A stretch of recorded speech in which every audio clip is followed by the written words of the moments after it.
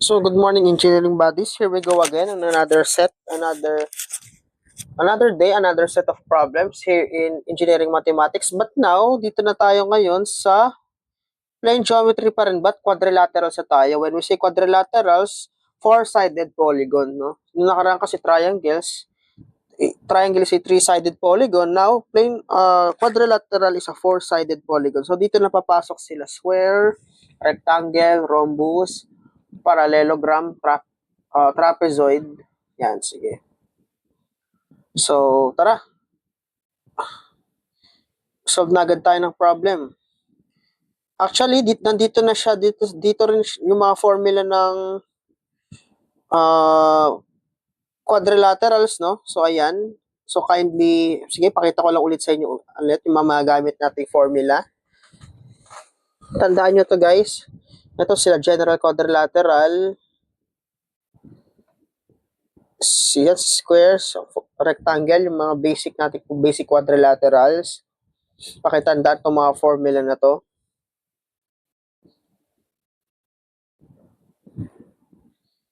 Yan. Dito guys, ano ba napapansin nyo dito? Diba itong ano na to, para din siya yung Heron's formula. Heron's formula in triangles. So, dyan lang din kasi siya dinerive, no? Na-derive siya using the Heron's formula. Okay, tandaan yan.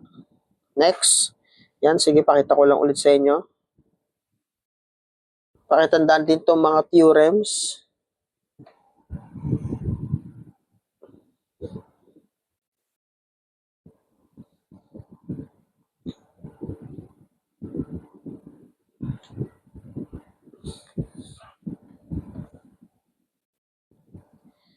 Yan, ito. Sa trapezoid.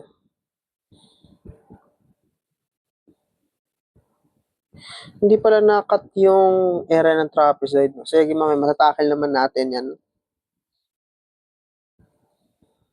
Sa cyclic quadrilateral, pakitandaan din to. When we say cyclic quadrilateral niya, nasa loob siya ng circle. Okay?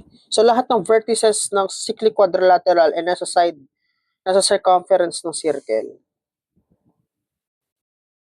Pati itong Ptolemy's theorem, na the product of the diagonals ay equal lang sa sum ng products ng opposite side. Pakatandaan din.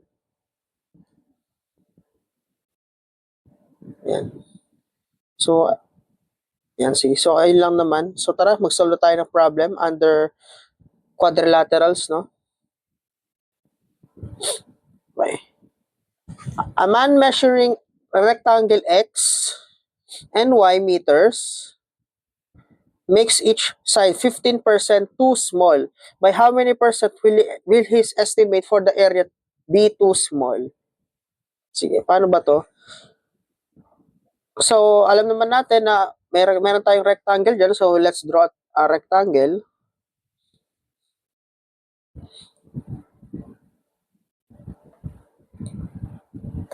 Yan. Tapos, originally, ang side niya is X and Y. So, assume na lang din natin yung X and Y na yun as the original measurement is the correct measurement. Okay? So, dito may X, may Y. Alam natin na ang sides ng rectangle ay two opposite sides ng rectangle ay equal. So, ayan. So, ang area niyan, the correct area, so lagay lang natin dito, area correct, AC, is the area correct ay XY. Alam naman natin na ang area ng rectangle is just length times width is X and Y. So, ang measured sides daw kasi, lumit ng 15%. Ibig sabihin nun, kunwari ang X, itong side na to, lumit siya ng so lumit siya ng 15%, so 0.15 ng original value niya. And then, yung Y,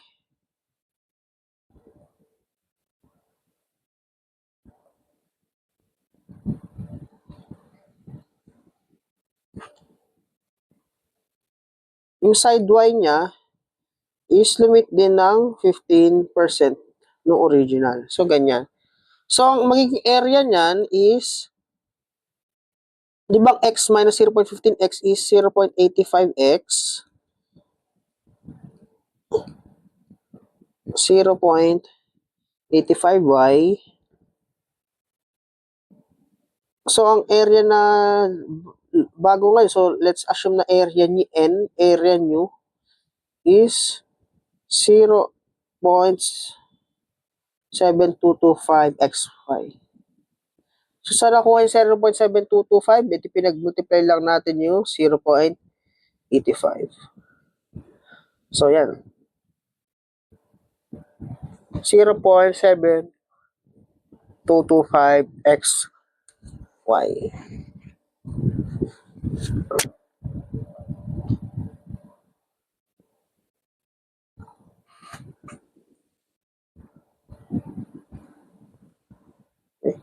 Wala yung calculator natin, lumaki kasi kanina.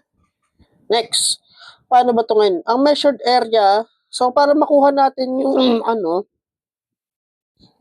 ipag-minus lang natin. So, the measured area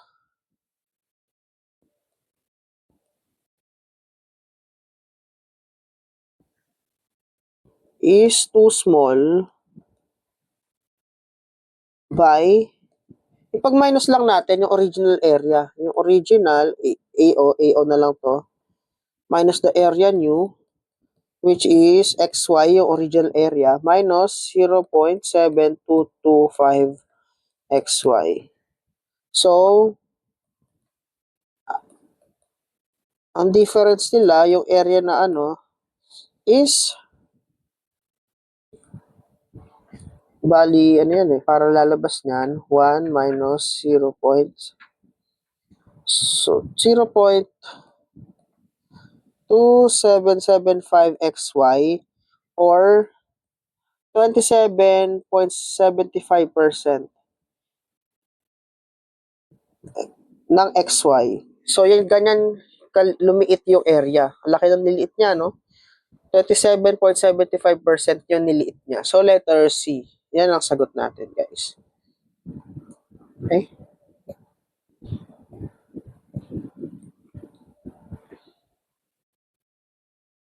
Okay? Sana malinaw. Okay, next.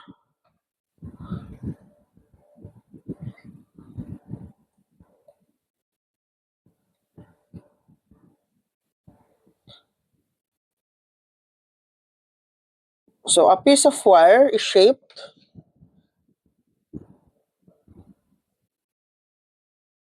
to enclose, what piece of wire is shaped to enclose a square whose area is 169 square centimeters. It is then reshaped to enclose a rectangle whose length is 15 centimeter. The area of the rectangle is, okay, sige.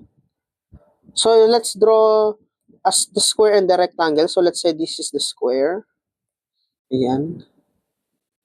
And then, let's draw a triangle.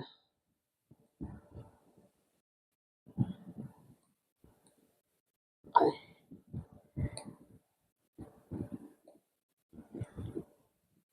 Originally, ito daw square is 169. So, let's assume na lang na value of yan is x. So, alam natin ng sa square, all sides are equal. So, ang perimeter din yan, baka magamit natin, 4x. When we say perimeter, isum mo lang lahat nung sum of all the sides. Okay? Itong area, ito yung nahanap natin. Tapos, length niya 15. So, assume na lang natin ito 15 din. So, let's assume na lang na y yung kabilang side niya. So, ang perimeter ng rectangle is PS, perimeter ng square, PR, perimeter ng rectangle is 2 length plus 2 width. So, 2 times 15 plus 2y, which is 30 plus 2y. Okay?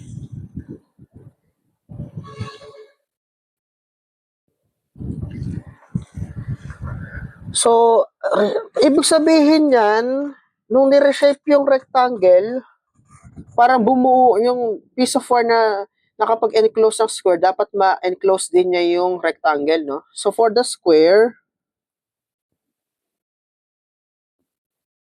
kunin muna natin yung perimeter ni square. Diba ang area ni square ay x squared? So, makakuha tayo ng value ng x dyan, which is 13 centimeter. Then, ang perimeter ni square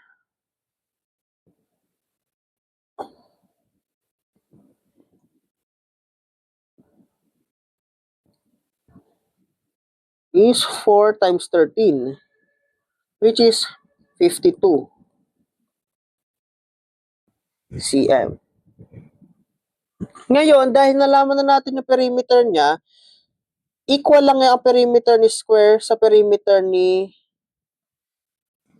rectangle. Bakit? Kasi nga, yung piece of wire na nireshape sa square, which is yung haba ng wire na ginamit para makabuo ng square, is same lang dun sa haba na para gawin mo naman siyang rectangle.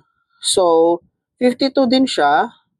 Is equate mo lang dito sa 30 plus 2y. So, makakuha ka na dyan ng value ng y. So, 52 minus 30 is 22 divided by 2, which is 11 centimeters. Kaso, ang tinatanong dito is area. So, ang area ng rectangle is length times width. So, 15 times 11, which is 165 square centimeters. So, saan yun yung sagot natin?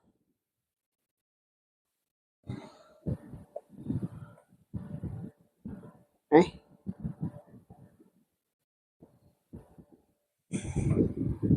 Ulit lang natin na. Basahin ulit natin yung tanong. A piece of wire is shaped to enclose a square whose area is 169 square centimeters. It is then reshaped to enclose a rectangle whose length is 15 centimeters.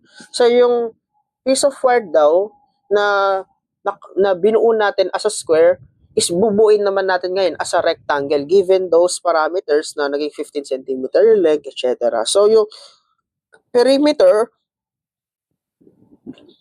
ng square is equal lang doon sa perimeter ng rectangle. So, paano natin kinuha yung perimeter ng square? So, using these parameters, no, yung perimeter and then area, etc. Pero ang area ng square, guys, is side squared lang. I-square mo lang yung side niya. So, yun na yung area niya. So, ganun lang siya i-solve, guys. Lumabas daw ito ng ECE November 1997. And then, all throughout engineering math, may mga lumalabas na mga ganitong problem. No? So pag mga ganito, guys, is madali lang siya i-solve, no? Okay. So, for more engineering tutorials, please like and subscribe to my YouTube channel and hit the bell button para updated tayo sa mga future pa nating problems. So, happy holidays pa rin, engineers, no? So, kahit holiday, nagtuturo pa rin tayo para makatulong tayo sa mga aspiring engineers natin. So, let's cherish this time to mga holiday season para makasama natin ang ating mga loved ones and para matuto tayo ng engineering mathematics. So, padayon, engineers!